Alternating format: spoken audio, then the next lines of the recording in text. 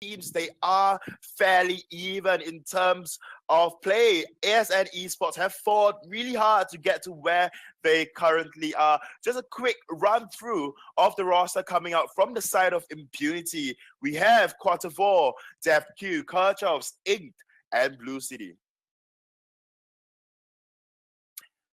Yes, and with that, these two teams, of course, with Impunity being the second team in the point standing at the moment, and ASN with a close third, especially after last week when they were currently in fourth place. They were able to push themselves up after being Elite 8 2-0. You know, it's really going to be a close match here because I think ASN have a lot of potential to bring it up to teams like Impunity and like Infamous. However, with that, the draft is ready for this current match. So without further ado, let's go into the draft. Right. So we are into draft at this point in time. And I did forget to go through the roster of ASN Esports. So just a quick run through again. For the side of ASN Esports, we have Aeon222, Tezaboy 98, Chingy, Alger, and Zarno. And of course, we are into draft at this point in time. The side of Impunity do ban out that Catherine. Catherine has been seen to be a priority pick up or ban. It's really just down to the amount of CCs as one single hero can put out in the early game, and of course when she gets her level 6, when she has got access to that blast tremor. I think in response, the side of ASN Esports might consider banning out that Grace, the very strong healer. They are going to go for the Batiste ban. What do you think?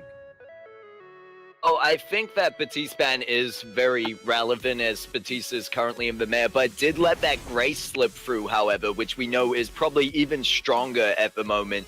I mean, they are in different roles, but I think when you would compare it right now, Grace is quite strong in those engaged team comps and just really helps teams get snowballing. But in reply to that, they picked up that Lyra, which we know is a good kind of countermeasure to it with the Bright Bulwark. However, we'll just have to see how it works out for them, as we have seen previous Lyras, depending on how it's played up to different levels of success. We've seen a lot of backdoors especially come out of Lyra, and that's always fun to see that on the Halcyon Fold. Yep, and definitely, and Lara brings something to the table that Grace can't pre-level 6, and that is the constant heal coming out from Imperial Sigil. And as you said, the Bright Bulwark plays a big part as well. So we do see an Idris being banned out for the side of ASN Esports. Coming into the second draft, they are going to ban out Koshka for that of Chingy. Chingy has shown really amazing gameplay on that Koshka. So respecting Chingy, respecting the hero that Chingy is on is always good to see coming out from the side of Impunity. The side of ASN do pick up that Baron. With that Idris being banned out, do you think the side of Impunity would just settle for that Castro to try to poke Baron out of lane in that of early game, or would they go for the sustained burst that Ringo has?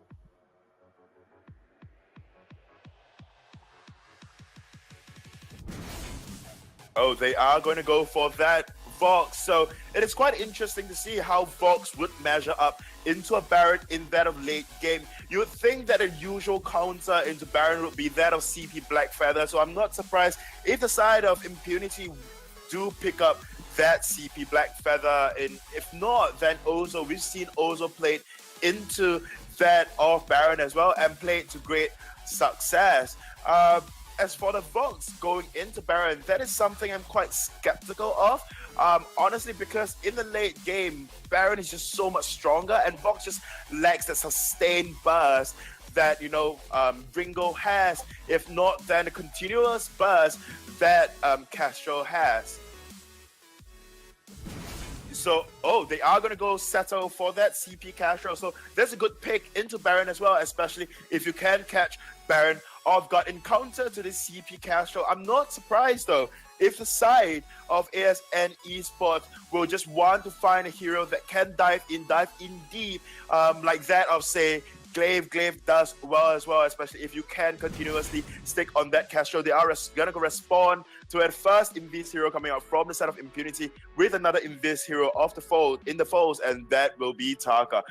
Looking at this draft, honestly, I personally think that the draft is, just looking at it alone, I personally think that the draft on the side of ASN Esports is just so much stronger. So honestly, let's just going through draft itself. I'm not sure if I request a duel. My partner in crime is back, but I'm just gonna throw out a random question right now. Who do you think has got the stronger draft? The one coming out from the side of ASN Esports, or the draft coming out from the side of Impunity?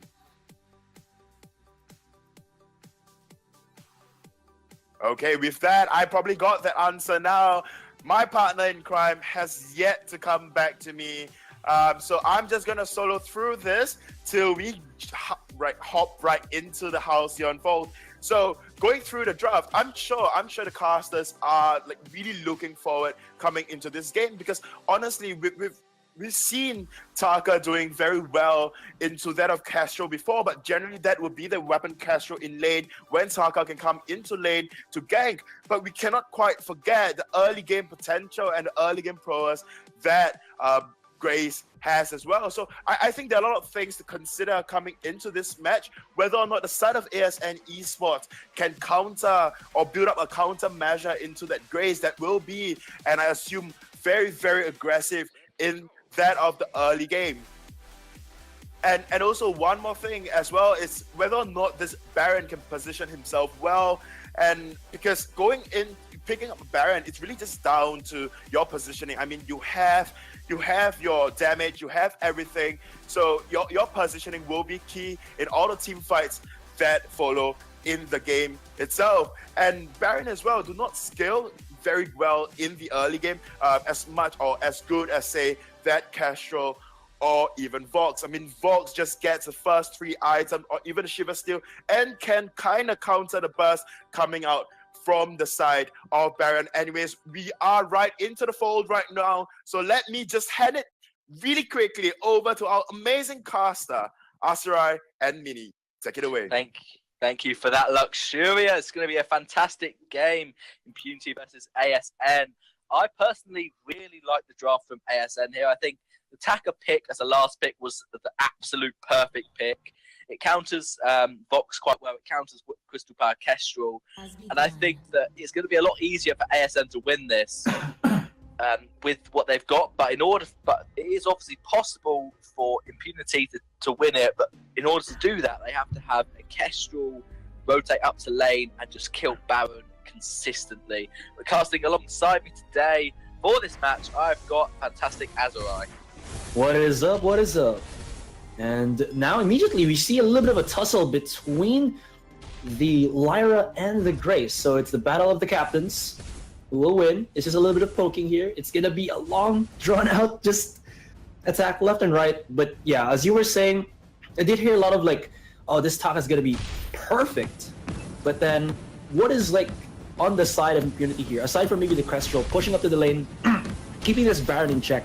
What can they do if ever this does, spiral a little bit out of control, going into the favor of ASN? Well, obviously it has to be Crystal Kestrel. She's allowed to run up, but I don't think she will be. Bluxity's been quite uncomfortable. And they are going to be chasing down onto Blucidity. And can he find his way to the safe zone? I think that's going to be the case. Teza Boy, though, look at this with the flanking. The Chingy as well, they want to go in for the dive, but is that dive advisable? Chingy is... Actually, Blucidity will be taken down. Chingy actually gets the first blood. And looky here. Bottom side, Teza Boy trying to run away. Imperial Seal, mobility boost. Can Quarterval actually go for the chase? I mean, this Grace, he does have the ability to do so, but... Okay, there you go. Defi's gonna be here. That's gonna be it. Oh, am I wrong? Am I wrong? No, he got the Sonic Zoom. Yeah, he got it. It was well played by Lyra, obviously managing to survive for long enough to force Vox to rotate down. He did lose the CS, so it's better than nothing. As Lyra, you're really quite good at being able to run away. That Imperial Sigil speed boost, even against someone like Grace, who has such high base movement speed and already had boots at that point, whereas Lyra doesn't. It's pretty easy to go, but there's Taka trying to go in. Oh, and they're chasing him down. Chingy surviving. And just maybe some of you guys who don't know, actually even me for like a few moments ago, the reason why maybe Chingy, Chingy's name sounds familiar is because he was an ex-Artisan player before he shifted up to ASN. I don't know if the analysts cover that, but yeah, there's a little bit of a fun fact for you guys out there. Yeah, I think Blue City did well because he knew Taka was going to invade. So obviously, after the first rotation, Taka went straight to Kestrel, try and get the kill. Because if you can stop Kestrel getting those items, get that first Shatter Glass, get that, and then start to build up pure damage, then you're gonna be okay. And that's exactly what Shingy was doing. And then Kestrel had an active camera trap ready, and Shingy tried to invade 1 versus 2, and that's easily going to be a win for Impunity. And there's Kestrel trying to sneak up towards the top. Ooh, the damage though from the Kestrel Glimmer shots all day long, baby. But Chingy actually not batting an eyelash. He's gonna go for the Trent in the bottom side of the map and getting himself a little bit more. But at what cost? His teammates are taking quite a bit of damage, although that is Tesla Boy on a Lyra. So again, Imperial Steel is up. They can just keep spamming that up and keep themselves healthy for the meantime, as Chingy is running a little bit rampant in the jungle. Quarterball will be spotting this pesky Taka for a little bit, but the Taka does have the damage, chasing it down. Quarterball with the movement speed boost dives back in, has the help from Blue City, and still gets the kill. There you go. Goes with the MGS. Metal Gear Solid all day long. And Tesla Boy here with the Bulwark, but it's not going to be enough as there's another Glimmer Shot connecting. And that's going to be, looks of it, a 1-for-1 trade. Tesla Boy. Where's Shingy? Yeah, Shingy's taking the back. Luke's trying to get a kill onto Baron, but Shingy just took the backs away from Kestrel. Now Kestrel's going to try and invade again, try and take Taka's jungle away. Shingy's playing this, actually not, just go for the turret instead. Baron's not there. Turret's going to go down, probably about half health after this push, and Ael's going to be able to clear his way. But Shingy's playing this Taka so well, managing to dive the turret, secure the kill on Quarterboy, and not fall to the Kestrel. It's really, really hard to do against someone like Grace. Grace can just keep running away from you, and it seems like you're never going to be able to catch her. But Taka using that movement speed, using Chitin to dodge the Holy Nova from Grace. And there isn't a fountain yet on Quarterboy. Still needs 300 gold to get it, whereas Tesboy has now picked up that fountain. So it's a really good time for ASN to fight. And Baron has got a Solar Blade, so yeah, they really want to go in. They've got about a 400 gold lead, which is pretty much nothing, but that does mean they've got a fountain and Impunity don't. So like I said, they do have all of that sustainability with the fountain, and ASN, I think they know what's up. They're saying what you did, or they're doing what you just said, and they're going aggressive into this one. Although they have to be very careful because Grace is a pretty good frontliner, has a benediction, has a Holy Nova, and Holy Nova indeed slams it down. But you gotta be careful. Chingy again with this Taka is just making it even for ASN. He's going back into the jungle once more, but I don't think he'll find anything except for maybe that Crystal Sentry. So no joy for him there. And Teza Boy did falter. Although Impunity, can they actually capitalize this into a tier 1 turret? I don't think so. Aeon is right here, so they'll be able to defend for the meantime. But Quartevoix, barely. Right. That's how it is. Almost dead. I think they will. Chingy, yeah, they will get it. The next wave pushes in. The next wave that pushes in will obviously get that tower. It is on 1, maybe 2 minion shots away from dead. But Kestrel did well. Rotate up to lane and get the tower as low as she can. But now Kestrel's going to her backs, and they are not up. She waited, took the backs while Kestrel was trying to push the wave. So now Baron knows Kestrel's going to be rotating up because Kestrel hasn't got backs. And so just what do? You just go to lane, try and get a kill. So Shingy on 43 CS to Blue City's 31. Shingy is about 10 CS ahead, which is really good for attacker. You want to starve out this Kestrel as much as possible. Kestrel has got her first Shatter Glass, and you expect to see maybe a Broken Myth or a second Shatter Glass as her second item. And ASM want to just push the wave in to try and maybe they want to fight actually. Shingy is there, but there's a active camo trap, so they're not going to go too deep. And ASM want to push the wave so they don't lose their own turret more than try and go in. No, Taka's going to dive in. There's no intervention here for Quartevoix, but still the damage pushes through. You did see there, I believe that was, yeah, the box he used to open it.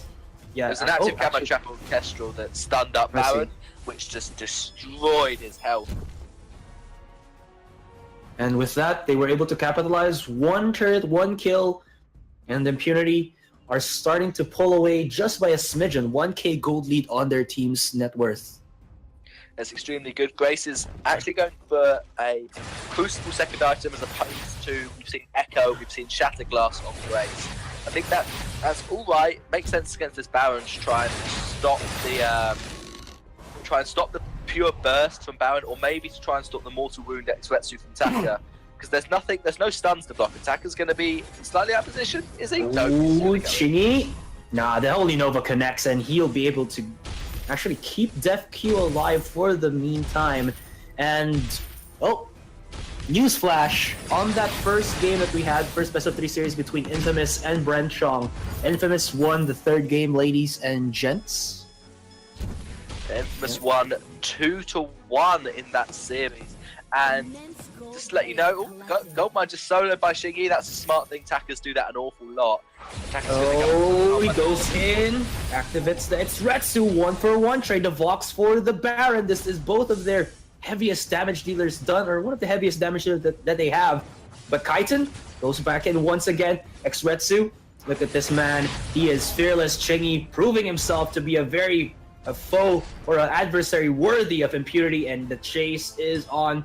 He wants Blue City, or does he want Quarter Block? He's actually making it a little bit bad for himself, and no, Lyra's here will not connect. Impunity, kind of making him think of who he would actually target, and he gets punished for that one. Yeah, Blue City doing extremely well, landing as many glimmers as possible on that Taka from the Kestrel. Aeon! Tessa Boy running away. Benediction, Holy Nova, can he connect the shots? Def you will! And that's gonna be another kill for Impunity. My goodness, they just don't let up. They get kill after kill after kill. My goodness, man. Does look like it's going to be a double Shatterglass build on Blue City for pure damage against the Glass Cannon Baron. It's going to be blocked. And Chingy trying to do the best that he can to actually push them back. Def Q, believe he charged in with his ultimate. Chingy just at the brink of life, but Death follows him through. Aeon 222 is here. One shot, one kill. What was that? The damage from Blue City is going a little bit too wild. Well, there you go. There you have it. Second turret is well destroyed, and Impunity are snowballing this game. That's exactly what Impunity needs to do against someone like a Baron and Taka, is use the Crystal Kestrel, secured already 6 kills, and just rotate up to lane and kill the Baron as much as possible. I'm pretty certain it will be double Shatterglass, maybe Shatterglass Frostburn on Blue City. And because Baron has now built a light shield, we hardly ever see defense on Baron until he's got 3, maybe 4 items before he builds a shield, and even that is going to be an Aegis. But Aeon is forced to build a shield already. Ward of War. They want to push their return turret from ASN. Man, they should just name him Full Voix, because he is just going full ham on to these members of... And this is just too good for Impunity, and they are fearless in this one. But Chingy going with the backstabs. He's trying to give it a little bit of space here for ASN to actually capitalize, or the ASN's Baron to capitalize, but that's not going to be the case, as they still blow him up. There's going to be the flanking, or the side maneuver from that one-shot, one-kill. Chingy goes in hoping for something, but still nothing. The passage for Tessa Boy, and that'll just be his exit out, as we call it in my industry, the Mamba out for himself, and that's going to be at least the ace, although that was 2 for nothing. Yeah, it was slightly poor target focus from ASN. Aeon was trying to 1v1 the Kestrel, trying to 1v1 the Vox, and Shingy was trying to 1v1 the Kestrel, and so they didn't focus the same hero, and that sometimes it does work if you focus different heroes, but it wasn't the best idea in that fight, because Lyra's heal was on top of Baron, but Vox has a poison shift, so there was a mortal wound to stop Baron healing up as much. Aeon hasn't got a mortal wound, as we see a pause just briefly. And because Aeon hasn't got a mortal wound, Shingy's the only one with that stopping the heal. Because Shingy X-Reacted onto Kestrel, that means the Divine Intervention from Quadribois that landed onto DefQ did a full burst of heal, whereas Lyra's heal was reduced by that mortal wound. And so Aeon lost the 1v1 that he should win, and Taco against Kestrel didn't manage to do the damage he needed to because he only had an Aftershock and the Stormguard banner at that point. So now Yeah. maybe it might be a good idea, but they need to either focus the same person, either Vox or Kestrel, but they can't split focus if they were in that team fight.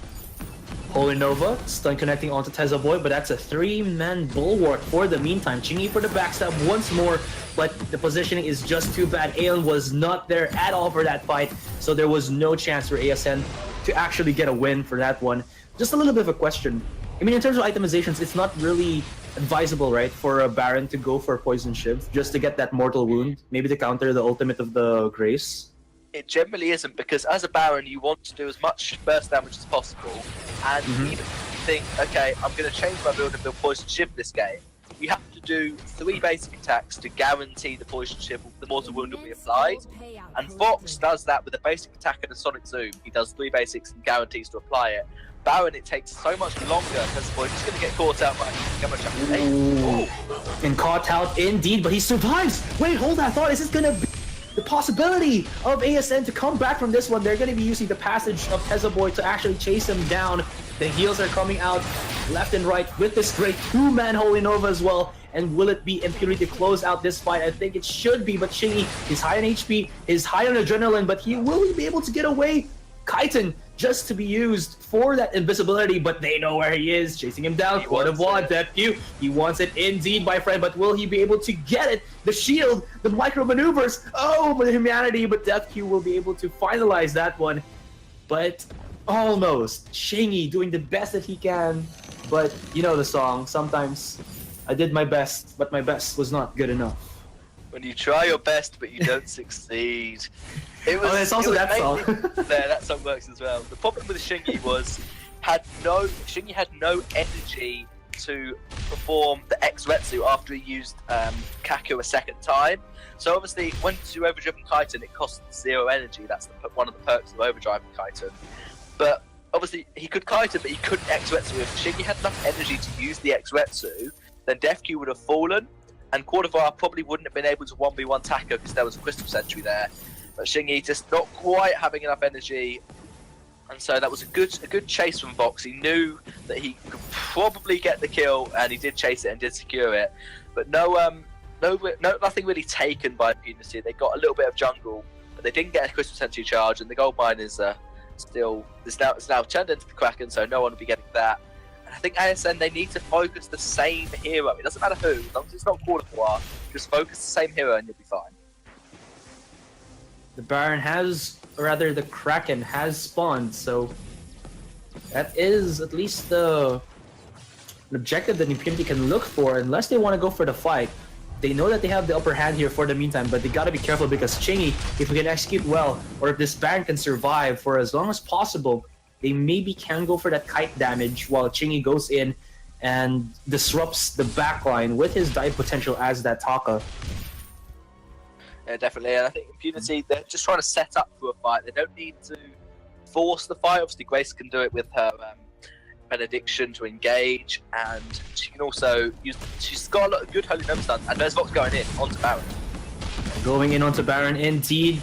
He's trying to kite as much as possible, using that turret as a safety line for him to actually just back upon while Chingy does damage into the front line, but they gotta back away, and oh no. They gotta back away, but that one shot, one kill, the ultimate of the Kestrel still proving to be a bit dividend, and Chingy survives with a sliver of HP.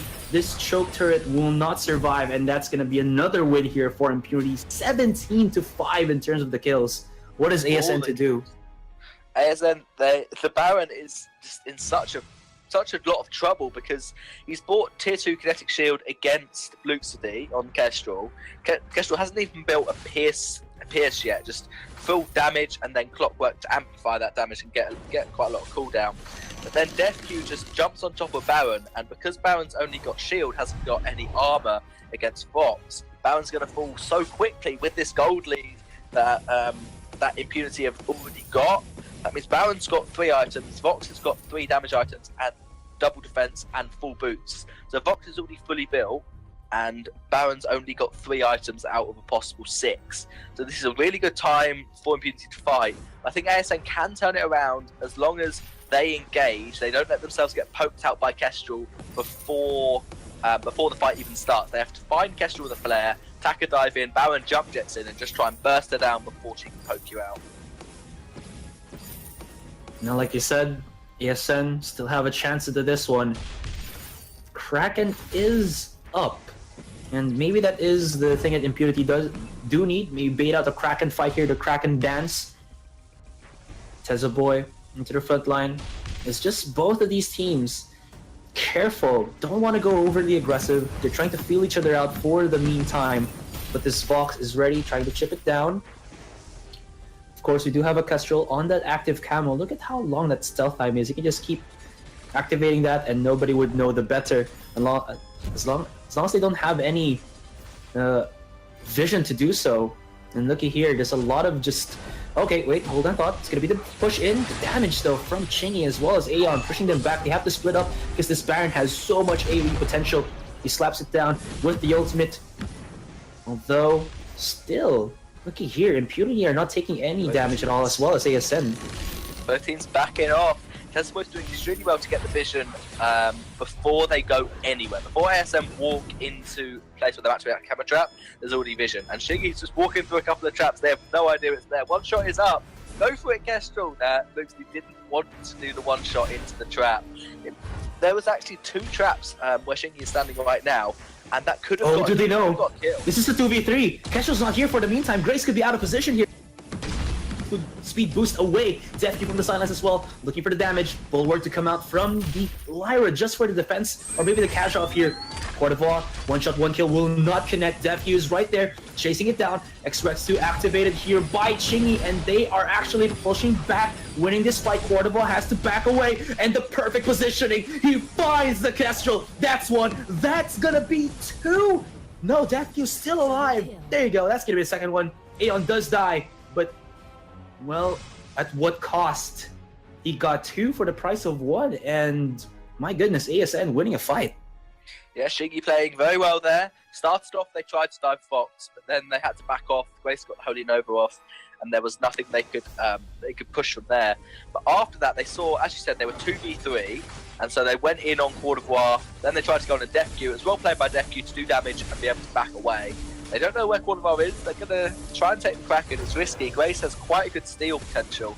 Cordovar's just sneaking around. He's not there, Teza Boy. Get your flare out. You've got to try and find him. They now know where Cordovar is with that flare. And I think ASN should be able to secure it with Attacker. But it's going to be... Can they do so? Oh, I'm gonna do a countdown. 3, 2, 1. Can he do it? 1 shot, 1 kill. Again. Again, the second 1 shot, 1 kill Kraken steal up the day.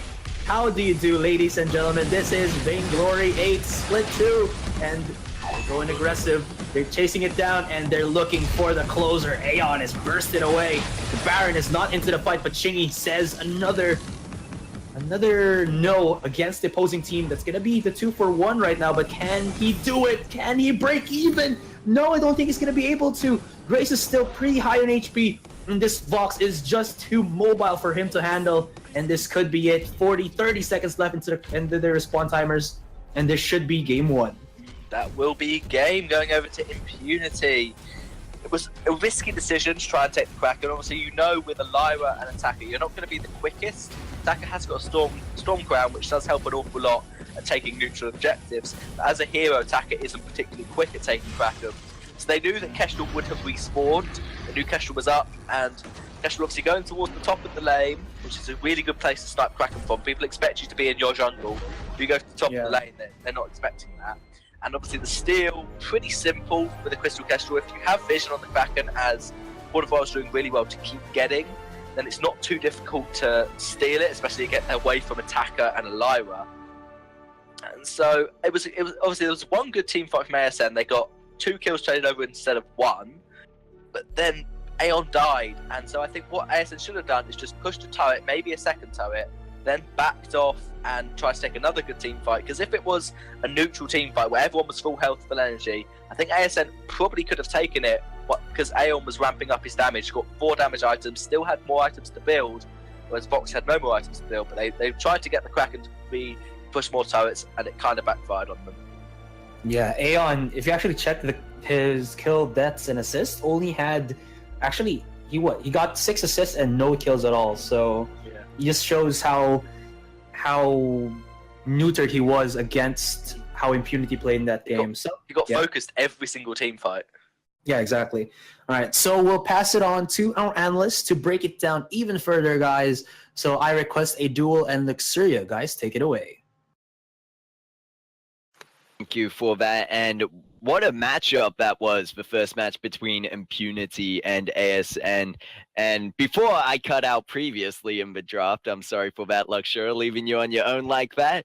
But yeah, that Grace pickup really working out well for the side of Impunity. And as many said, Baron just game focused every fight, and they were really able to engage onto that. Whereas both teams had a great draft here, looking at the teams. There is just the gold lead and the whole way the game went was so in Impunity's favor. And about like 13 minutes in, we could see already a 5K gold lead start for the side of Impunity. And then just the fact that they were just baiting out that Kraken in a way. Like ASN think they had it. You could see Grace down in the bush below, and then an amazing one-shot, one-kill. If that failed, perhaps ASN could have had a chance to turn it around there.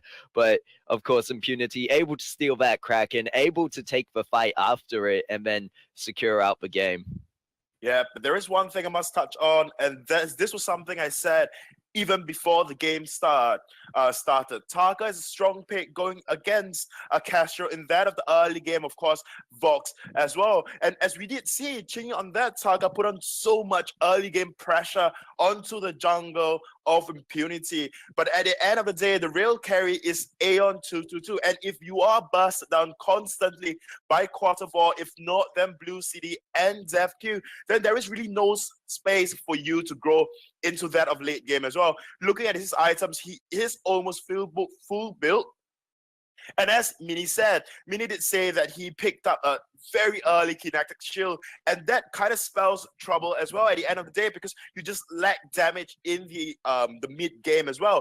Chingy on this Taka, must commend him, although the side of ASN did lose the first match between Impunity and them, but Chingy played so very well on this Taka. It was just down to the late game team fight, and you know, at the end of the day, the side of Impunity, they had so much better gameplay. They had the Grace to tank the front lines. They had the Castro just for the sneak in, Castro the glimmer shots, and of course the Vox with a consistent damage as well. Whereas on the side of ASN, what we are looking at is a Baron and of course that of Lyra, both of which cannot tank the front lines, and Chingy did not go very tanky either. Anyways, it is good game, well played to both of these teams, and we are going to go into the second match between ASN and Impunity. Yeah, I request you. What do you think ASN should do? Should they prioritize on this Baron at all? Because Aeon on this Baron just didn't seem to do quite well in this game at all, and the side of Impunity seems to have a counter for him. If you're talking about that, I really do agree with you there that Aeon really should have just focused on the damage, especially when playing with a Lyra. You should have that kind of freedom to be able to go in the front line and know you're going to have the heal there coming out from the Imperial Sigil. So in that situation, they might even be better off to ban it out, but I don't really see Baron as being a first ban in the upcoming draft. So but without further ado, we won't keep the viewers waiting any longer. We will head into this second match. So let's go into the draft. Coming into this draft, I really hope that Baron would not be picked up. I mean, we've seen, don't get me wrong, Aeon 222 on that Baron has played well in circumstances that allows him to. But on the side of Impunity, they had that Crystal Castro. They had the kid to buzz down Baron as soon as Baron jumps into the fight. So coming to this draft, we do see the side of ASN picking out that Catherine first out of the 33 heroes roster, and of course with that Impunity responded with that Grace ban. Impunity so far in all the games, they have been prioritizing on that Grace, and that quite shows how strong a hero Grace really is. And we saw before the Grace, as soon as it wasn't banned, got picked up. And in this situation, they're now going to go for Lyra, which seems like the second most popular Roma at the moment. And there's that Baron pickup that came through. So you've got to really wonder there. Now it's going to be in the hands of Impunity what they're going to be able to do with this. We did see in the previous builds in that matchup that Impunity really countered that Baron in a way by also focusing on that armor, at least for the Grace and the Vox, who would be in the front line. Meanwhile, Blue City doing a great job, obviously, not really worrying about any of that, as a CP Kestrel should, going very glass cannon with those shad glasses and the clockwork. But it now leaves open to what kind of laner are you going to pick against that, because the Idris is banned. Well, yeah, Idris is definitely banned, and Idris going up against a Baron, it's quite strong, as a matter of fact. And now that it's banned out, it is just down to how ASN can respond to this Idris being banned out. It's either they just remove that Castro just for the extra burst coming into this draft at least, or maybe just remove that Catherine, or maybe even that Arden, forcing the side of Impunity to settle for, say, a Glaive roam, a Baptiste roam, or even worse, a Finn roam. Of course, I'm not doubting the ability of a Lance, but Lance going into that of Lara, I don't think it's quite well or quite good for that matter. So the side of ASN, they are taking their time to think about this current ban, but they should just remove another Roma, another meta hero that can support that of Baron. They do remove that of Arden. So we have 3 Romas removed from the fold. So it is down to Impunity and how they are going to support this Baron. They can't go for that Lance just for the extra CC, but as said, it's not as good. Or they can just go for that Adagio just so, to keep on levels with that Lara's heal coming from that Imperial Sigil. And we will have to see, as the side of Impunity goes into a bit of that bonus time, has a think on who to pick up here, because they're really putting down the grounds. I wouldn't be surprised if they go for their Roma in this situation and wait to see what the side of ASN pick up, because nothing really has been given away by that Lyra pickup. Lyra just being a good Roma, as you mentioned, with the Imperial Sigil and everything, but they're going to go for it all, and they're going to take that Kestrel away, which we know was really such a key in that previous comp with Kestrel on Blue City, or Blue City on Kestrel, I should say, doing a lot of work there for that team. And I think if they're able to pick up an engaged Roma like a Catherine or a Lance, that's really going to work in a similar way to the Grace they had previously. Well, yeah, they do pick up that Glaive. Oh my god, I kept confusing. Oh, my tongue is constantly tied between Glaive and Grace, but they do have that Glaive for the side of ASN. Like I said earlier on, for their second ban coming up for the side of ASN, I was hoping they would have settled for the Castro being banned out because of how strong Castro is, but a Roma being banned out just to restrict the options coming out for the side of Impunity is also an intelligent one. On top of that, forcing Impunity to go onto that of Lance. Quattro, as we all know, has been known to be a rather good Lance in the past, but with all the current changes made to Lance, the Githian Wall, increased cooldown on the Githian Wall, and of course the Impale as well, would make Lance not as viable as the other meta heroes.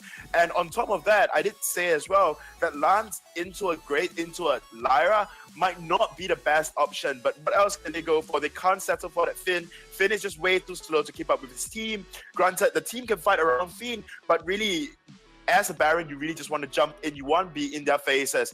I mean, judging from draft itself, although the side of Impunity, they've got the Castro, they've got that Baron, and they've got the multitudes of CC that Lance can bring to the table, I personally think if ASN Esports do play well, they might actually have this game. And you're right, they do have quite a good lineup there with the CC available to that team. However, I'm just looking at Impunity right now and those powerhouse picks of the Baron and the Kestrel. And as I said, they're going to go for that kind of Roma with a good engage, being Lance in this case. I'm going to have to give it to Impunity for this one. Oh, so it's 50-50 on the desk itself. So, honestly, like I must agree with you. It's a lot of firepower coming out from the side of Impunity, but there is only one hard CC that the side of ASN has to block, and that is just the rule coming out from Impale on that lance. So, and of course, Vision as well, just so, Crystal Castro is just not as good. I mean, Vision is the only way to counter Crystal Castro if you can catch her out with those flares, if not, then Scout Traps. Whereas on the side of ASN Esports, they've got a Glaive, they've got a very good engage coming up from Glaive. Not forgetting as well, they've got Lara for that engage and disengage if needed as well with that Arcane Passage. So honestly, it's quite divided on the desk at this point in time. And in myself as well, in my mind, I'm pretty... 50-50 on this current game as well, because honestly, both of them looks like they've got very good draft. Let's all be honest right now. They've got very good engage coming out from the side of ASN, and on the side of Impunity, they've got so much firepower. So at the end of the day, I think it is just down to execution, as we did see coming out from the side of Impunity. Then their execution was on point in the previous game with that Grace lineup. So I don't know. Maybe we should throw over to our casters and let our casters tell us what they think about who will win, right? Because honestly, the desk is now 50-50.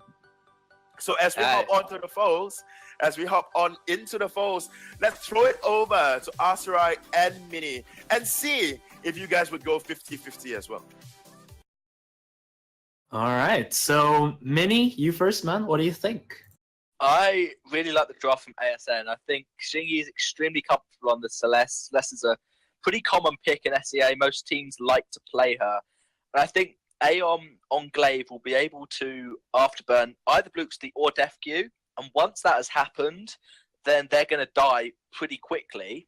And once that afterburn's been used, maybe they've stopped the jump jets from Baron with a Bright Bulwark from Lyra, and then Baron's not going to be able to go anywhere. If they find Kestrel, Kestrel's not going to be able to go anywhere. And so I personally prefer the draft from ASM. What do you think? Actually, from my perspective, I might actually take you up on that with ASN as well, because I don't know, the Baron might be a bit too iffy for me. I don't think if the Lance would be able to set up enough to be maybe combo, get that Lance or the Impale to actually connect into 2, maybe even 3 targets if he can, and then get the stun and then let the Baron deal the damage. But I don't know, with a lot of ability from this Lyra with the passage plus the active camo, I might just give it to ASN as well. Yeah, I think the main problem with Impunity's comp is obviously they're short on captains, with almost all the captains that are meta being banned or picked. They were forced to go on Lance, who's a hero that was really meta, but fell out pretty quickly once he got his Githian Wall cooldown nerfed. And so his cooldown is much shorter on the Githian Wall than when he was played before, which really, even though it doesn't seem like a lot, it's only cooldown on one of his abilities. That's his main form of CC. Obviously, the root is very important, but it's only important because you are guaranteed to get a double stun with Githian Wall if you get them anywhere near a wall. And so I think Quarterboy is really going to be tough. He's going to have to time the engages perfectly to make sure that the Githian Wall is off cooldown and that he can land a double stun. Apart from the Kestrel active camera, that's the only CC, and that's really seeing engage onto Shingy. Lance going aggressive into this one, but really what can he do against a lot of this, I would say, poke potential from ASN? This is what I've been talking what I would have called it weeks before when I was casting, I think split 1, the poke at the choke comps. Ooh, nice pushback though. But actually, you didn't see who got the steal on the Trent. Not quite sure. I was just looking in the lane at DefQ pushing it up. Yeah, I think it was City. Yeah, I think it was the Crystal Kestrel. Kestrel is most likely to be able to secure that tree, and both junglers are going to be very defensive. They're going to not want to push. Obviously, Celeste wants to hit level 8 before she tries to poke out Kestrel, because Kestrel has max range on Glimmer shots level 1, whereas Celeste doesn't have that until level 8. And I think it's going to be reasonably hard for Shingy to land her poke on Celeste, but when the poke's landed, it will be so much damage onto both members. And they're going to go into lane. Here we go. Afterburn on DefQ. The charge is real, but he does have the leap away. Heliogenesis from up above. That's the power of the Celeste. extremely well played from Shingy, landing the double stun onto Baron.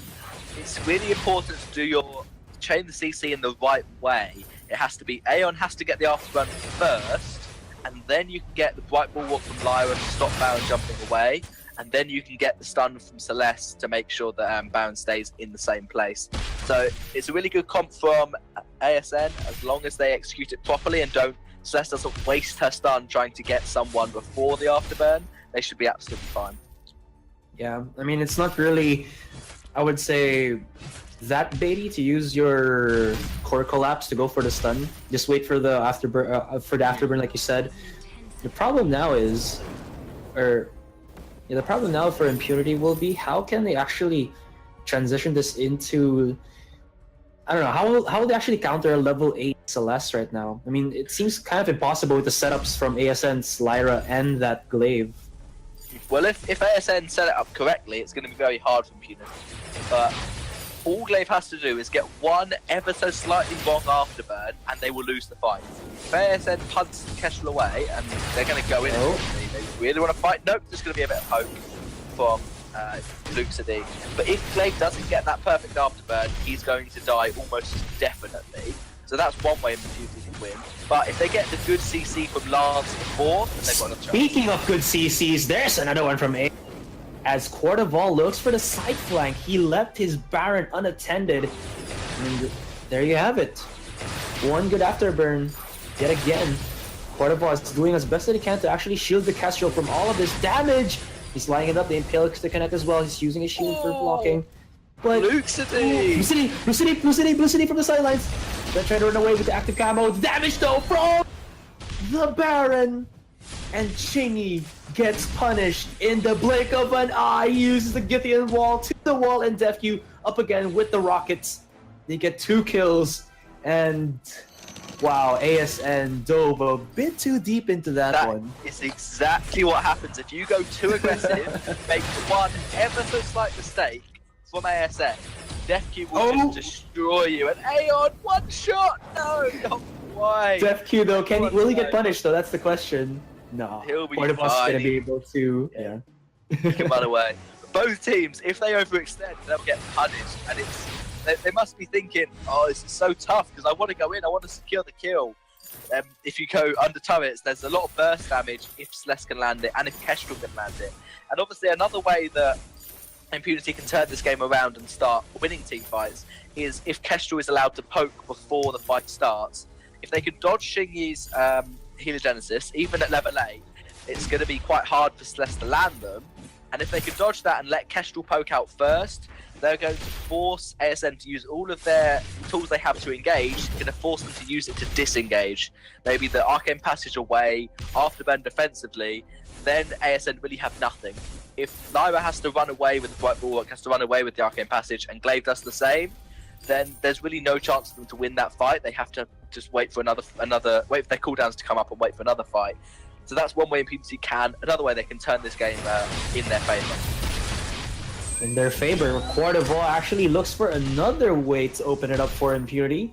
Although Tezza Boys ever so slightly sidesteps the one shot, one kill. And to the side, we are seeing Chingy set up some Heliogenesis traps so he can activate it and burst down people who actually walk into that trap. Quarterval, nice Githian wall for the pushback, good damage as well. While DefQ from the sidelines tries to clear out the wave and maybe even deal some turret damage, but they just back off and, well, live to fight for another day. Yeah, it looks like Aeon's going to go for the Swordblade Poison Shiv build on Glaive. There's no healing on Impunity apart from the Fountain from Quarterval, but Poison Shiv's such a strong item that it makes sense to buy it anyway. Impunity got mini candy, going to go in with Lyra. They're going to go in aggressive into this one. Both parties have their ultimates. There is the Iron Cannon already used from DefQ. One shot, one kill! The damage, oh so close to 8. Would have been able to kill Chingy there if it wasn't for Tezza Boy's heals. I think he had the fountain already. I could be wrong. It's a little bit small on my client, but he there used it the is. fountain and the block as well to keep himself alive. Aeon diving once again. The damage though, look at Kestrel popped like a bubble.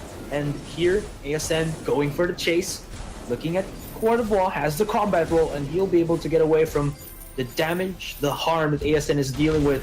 But will they allow it so that ASN will be able to get this turret? I think not, ladies and gentlemen. There's gonna be the 1 kill. I almost thought Aeon was gonna be surviving that one, but I was wrong.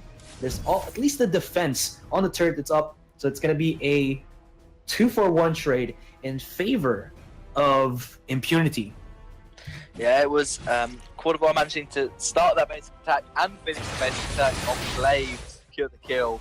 It was a good push from Shingy. He tried to just get the turret low as possible, but Baron actually jumped through a Heliogenesis when Celeste laid it down.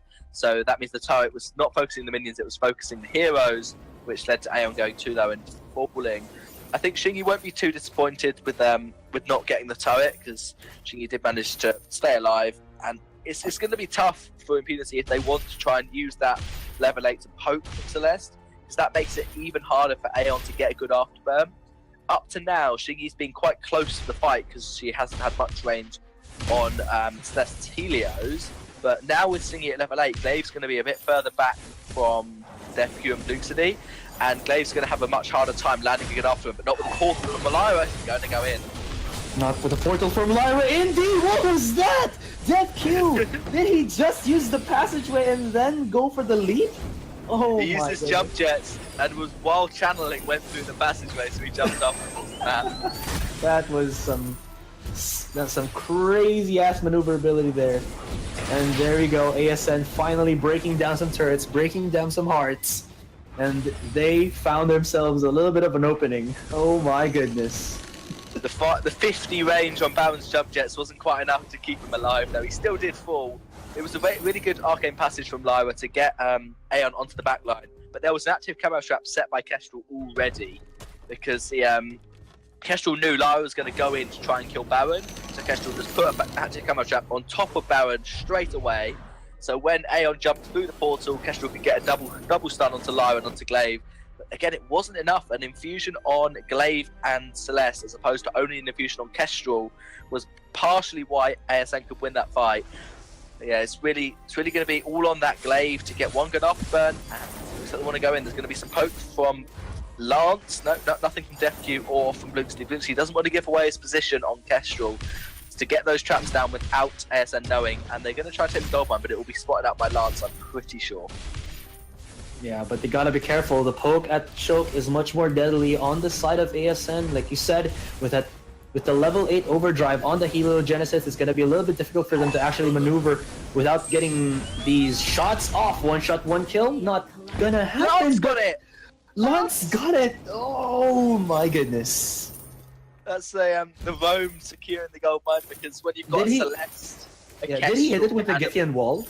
Yeah, it must have been, because it wasn't an Impale. I don't think it was a basic attack. It must have been a Githian wall. And you've got a Baron, a Celeste, and a Kestrel, and yet the Rome can still pick up and secure the gold mine. That's pretty interesting. Interesting indeed. My goodness, I did not imagine that to happen. Yeah, so Impunity going to be happy with that trade, and they're going to back off. And there's the basic attack from Lyra. It will follow the Quart of War back to the base, but will not stop him from porting. Impunity picked up Swordblade Tension Bow, full Aegis, already on Death Q. Oh, the damage onto Chingy though. This could be the full commitment from Impunity, but they gotta remember there is in here from ASN. There's the Solar Storm to connect onto 2. Still not as scary enough of damage with the compared to the 1-shot 1-kill of Kestrel. But here comes Aeon. Look at the pushback, the speed boost from Quart of War, almost on the inch of destruction. But ASN going back in, wants to go aggressive. Quart of War has to be the front line here, but Chingy going 1v1 against the Kestrel. This could be a little bit bad, but Aeon actually connecting with the Afterburner. That's the 2 kills already. Looking for the 1. Can they go for the chase? They're looking at it. They want it. Aeon is looking for the dive. They have it. Oh, the recall was just in time, but they will just look at the turret, and they should be able to get this with the damage from that Glaive. Iron Cannon will not stop it, so there you have it. 2 for 1 with another turret as well. Yeah, ASN taking that another turret down. Baron living on a slither of health. 1 basic attack from Lyra, 1 Imperial Sigil would have been enough to take him down, but he managed to port home, prevent the ace, and prevent... It probably would have been a half full gold mine or maybe a crystal sentry taken, so they wouldn't have lost a lot more if he'd have given up the ace, but they certainly would have not been happy if they'd have given over an ace there. There's a slight lead for ASN, which is really good. Celeste tried to 1v1 the Kestrel pretty much at point blank range, which isn't the worst idea. Obviously, you both have very similar range at the moment. And maybe Celeste thinks that Kestrel's going to land the glimmer shots no matter what, so I might as well get on top of her and just try and do some basic attacks while I throw Helios down. It did work out just about. Shingy was very low and so was Kestrel, and then Glaive managed to come through, secure the kill on Kestrel, and because Celeste has more splash damage than Kestrel does, Celeste had already bursted down Baron a little bit, so Aeon was pretty simply able to 1v1 Baron, especially with heal from Tessa Boy. There won't be any steal this time on the gold mine. There was no vision at all. So ASN is pushing that gold lead up to about 4,000 gold lead. So they'll be pretty happy with how this game's going and just want to take another fight. Do you think if Aeon did not respond with the glaive there, could it have been a win for Impunity?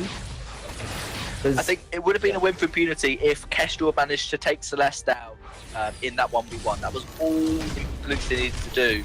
He has got a reflex block, so can block the core collapse on Celeste, and if he does, I'm pretty sure he would win a very similar 1v1 if the same fight happened again, because it was the core collapse that basically stopped Kestrel from being able to kill Celeste.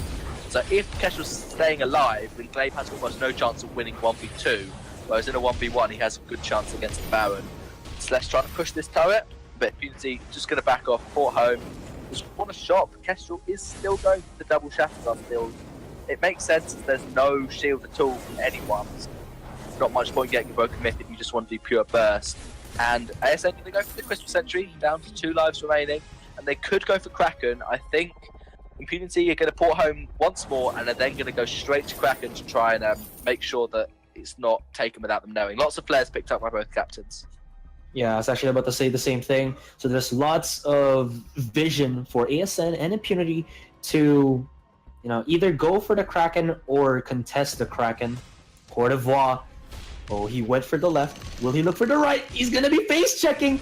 Here we go. Fight. 3v1 situation. Court d'Ivoire trying to run away, but Afterburn's just too much with the damage. ASN, or rather DefQ diving in. He's going in with the jump jets, but it's not gonna be enough, and that's gonna be 2 for 0. This Kraken is ripe for the taking. So the fruit of destruction will be taken from the tree by ASN. I don't know where I'm going with this, but yeah, there you go. There's the Kraken. And I don't know if Blue City can actually get this. They know where Kestrel is. There's a flare right now, so they know exactly where Kestrel is. So there's absolutely no chance for one shot. The only chance you have of stealing the Kraken is Kestrel. And Blue City not quite caught out by that flare. Couldn't get it. Managed to get home. And yeah, you could steal the Kraken with a one shot if the enemy has no idea where you're standing. They can't block it. But as there was a scout trap and a flare on Kestrel, they just knew exactly where she was. And so Kestrel was not even going to try the one shot. They knew they were body blocking it anyway. It's slightly caught out by Court d'Ivoire. He face checked the bush where where 2 members of ASM were waiting for him, and then he was in the pole position. And Shingy is really good at pushing this Kraken, but DefQ and Blue should be quite good at defending it as well. I don't think they're going to win. They're probably just going to try and push maybe 2 turrets, but that Kraken is very healthy. Shingy's going to try and poke, and Luke's just waiting. He's got an active camo trap down. It's not known about, and it has actually expired before he will be able to get anyone with that stun. This beast is gonna start cracking onto the turret, so we'll see if ASN will try to hold off or actually push with this beast of theirs, and they look to go for it. Aeon, oh, he just got obliterated in terms of HP. Aeon, he did actually survive, but Teza Boy did not. Ooh, that was amazing damage coming out from Impunity, but they did lose the 1 turret. This Crystal Sentry will go back into the jungle, and maybe that's going to be something for ASN to clear out, but wow. Yeah, it was well played by Blue City. He got loads of active camo traps down, just constantly resetting them. And as soon as Glaive afterburns in, DefQ standing in the perfect position so that if Glaive does get an afterburn onto DefQ, he's going to be standing immediately in an active camo trap. And that time it was actually the one shot that managed to proc the active camo. So Glaive, after he got the afterburn, just has to run away. He could try and fight Baron, but if he gets a couple of shots from Baron or Kestrel, they're just going to die straight away. So Boy used the Fountain, the Imperial Sigil, the Echo, absolutely everything to try and keep Glaive alive, and was just about enough. It looks like Impunity probably could just take this first turret if they push the minions in. ASN aren't there, and there's a flare. They know they're not there. Impunity could just get it if they want to, and I think Defky's going to try, and he will just about. Minions are going to get the first one. So that would be good for Impunity. They'll be happy with that and just port home. There is at least a slight goal advantage here for ASN. No Kraken just yet to push for them, so no 4v3 pseudo situation here for ASN. But there is only one turret remaining from this vein to be exposed. It's actually on half HP, so there's no scout traps at all anywhere. Yeah. ASN going for the back door. There's Lyra, and it's been absolutely spotted by the Crystal Sentry. They're just going to bait the back door, force the port home, and take the Sentry. Oh, ASN, that was so sneaky. They just used War Treads on Lyra through the Sentry, and because Lyra with that Arcane Passage, you can just backdoor over the wall. And so Impunity all ported home, and they've eliminated that Sentry. Very smart play from ASN, and there's still no scout traps at all. And so ASN could just backdoor, and they're going to try a sneaky play. They're going to be spotting themselves out 3v3 here. Hugh, though, he has to back away. This Baron is kiting perfectly against the AL. One shot, could get it. Nice one from Tezaboy, actually blocking the ultimate from the Kestrel, using the passageway to get away, but Chingy did have to get caught out from that one, although it looked like ASN were able to stop the bleeding, but the Kraken has awakened, so this could be a bad spot right now for ASN. Defky's going to try and go in. No, they're still going to go for the fight. He's so aggressive, and Impunity will be able to capitalize. Defky jump jets over the wall so nobody can fight him there and see him fall. And this Kraken should be an easy steal. Or rather, no good deal actually for Impunity. Yeah, they're going to get probably 2 turrets before the Kraken even marches down the lane. I think it's going to be a slight problem for Impunity that actually they're not going to get this Celeste to be able to clear those minions out. Because obviously there was a backdoor potential, but Quarterfight is just standing right at the base, being like, you are not getting past me, and you're going to miss the wall jump. And Defky wants to punch Chingy. They know he's going to jump over the wall. Defky's the one who got the wall jump maneuvers, but the one shot, one kill's not there. Oh, will he get punished? No, he got the other jump jets. He'll be able to escape. Didn't quite get the snare from Lyra, and there's no chance for backdoor because Impunity is just pushing. Chingy's got really good Kraken damage from afar. Aeon hasn't, he has to be up close. Defky just wants to go for the turret. I'm pretty sure they don't want to fight, they just want to get the turrets. Chingy doing really well to zone out.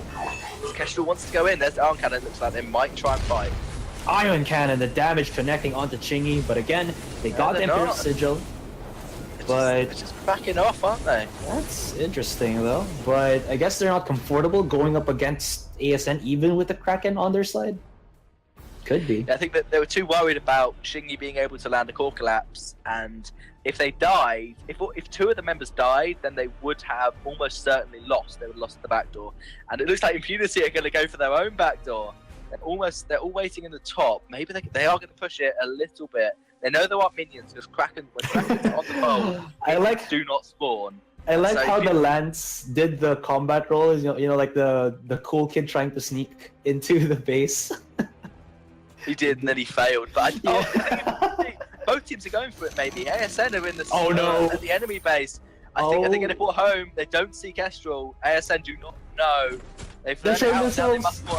They're showing themselves on the lane. Oh, this is bad. Impunity know what's up, and this should be it. Can it be? Is it true? Is it going to be Impunity to get it off? And they will. There you go. Impunity. Take the game. Oh my goodness. They're up against a crystal-powered Kestrel, and there is not a single scout trap on the field from either team. I think it's not the worst decision. Obviously, it was a great game from both sides. Oh man! I think Tezaboy built an Echo, had flares obviously, but he didn't build a contraption against the Crystal Power Kestrel. And when you only have 1 turret left, they tried the backdoor themselves. ASN faked the backdoor to take the sentry out, and so they must have known that they have 1 turret left. they can backdoor. And Impunity have just got the comfort. They've got a Baron, they've got Kestrel. It was really smart for Kestrel to go first, so Kestrel was invisible to see where the minions were, to see when Courtois you could just sneak through. But I'm sure some two people, in fact, who will be eager to talk about this game are analysts. So I'm going to pass it over to